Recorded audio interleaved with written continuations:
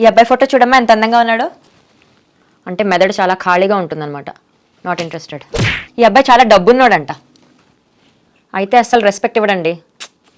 నేను చాలా తెలివైనడమ్మా. అంటే చాలా సీరియస్గా ఉంటాడు. పోనీ చూడు బాగా కష్టపడతాడంట. అంటే నన్ను అస్సలు పట్టించుకోడు. ఈ అబ్బాయి చాలా నెమ్మదిగా ఉంటాడమ్మా. అయితే ఖచ్చితంగా భగ్న ప్రేమికుడు. చూడు చాలా బాధ్యతగా ఉంటాడట. ఒక్క ముద్దు ముచ్చట ఏముండదు. మరి ఇది చాలా చదువుకున్నాడు. నేను పట్టిన కుందేలకి 3 కాళ్ళు అంటాడు. అవునా? అయితే తిని చూడమ్మా అస్సలు చదువులేనోడంట. ఇంకా నేనేమన్నా అవమానిస్తున్నాననే అంటాడు. ఇది నీకు నచ్చుతాడమ్మా. పోనీ చాలా స్మార్ట్గా ఉంటాడట. ఖచ్చితంగా అబద్ధాల పుట్టయి ఉంటాడు. ఇక నీకు పెళ్ళవదమ్మా, బయలుదేరు. సరే అయితే ఉంటా, బాయ్. బుజ్జి అరుణ్ ఉన్నాడు కదా, తన పాపం చనిపోదాం అనుకుని విషం తాగేశాడంట. పోయాడా? లేదు, వాళ్ళ తండ్రి కాపాడేశాడంట. అలా కాదని ఊరేసేసుకున్నాడంట.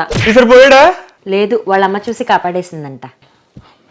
ఇంకా అలా కూడా కాదని చెప్పి యాక్సిడెంట్ చేసేసుకున్నాడంట. ఈసారి పోయి ఉంటాడు కదా. లేదు, డాక్టర్ కాపాడేశాడంట. అయితే ఓకే. ఇంకా అలా కాదు ఎలాగైనా చచ్చిపోవాలని చెప్పేసి నూతులో దూకేశాడంట. ఈసారి లేదు, ఆ గ్రామస్తులు ఎవరో వెంటనే తీసి కాపాడేశారంట. ఇంకా సర్లే ఇంకేం చేస్తాంలే అని ఇదిగో ఇవాళే పెళ్లి చేసుకున్నాడంట. ఇంకెవ్వరు కాపాడలేరు. సావని.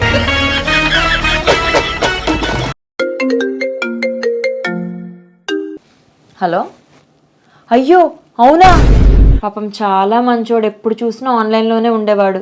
అందరు పోస్టులకి లైకులు కొట్టేవాడు. అవును, కరెంట్ లేకపోయినా ఛార్జింగ్ తగ్గకుండా పాపం పవర్ బ్యాంక్ కూడా మెయింటైన్ చేసేవాడు. అవును వదిన, చాలా హుందాగా కామెంట్స్ పెట్టేవాడు. నాకు తెలుసు, రోజుకో ప్రొఫైల్ పిక్ మార్చేవాడు. ఇంకేం చేస్తాం మరి. పాప ఇంటికి ఎవరొచ్చినా అస్సలు మొహమాట పడకుండా వైఫై పాస్వర్డ్ షేర్ చేసేవాడు. ఏమో మరి, అదే కదా దేవుడు అన్యాయం చేశాడు. జీవితాంతం ఒకటే అకౌంట్ మెయింటైన్ చేసేవాడు. మనం మాత్రం ఏం చేయగలం వదిన. పాపం జియో ఆఫర్ అవ్వకముందే పోయాడు. సరే ఉంటా వదిన. నువ్వు కూడా ప్రొఫైల్ ఫోటో మార్చు. రేపో మాపో పోయావంటే మళ్ళీ నీకు అదే ప్రొఫైల్ ఫోటో ఉండిపోద్ది. ఉంటా.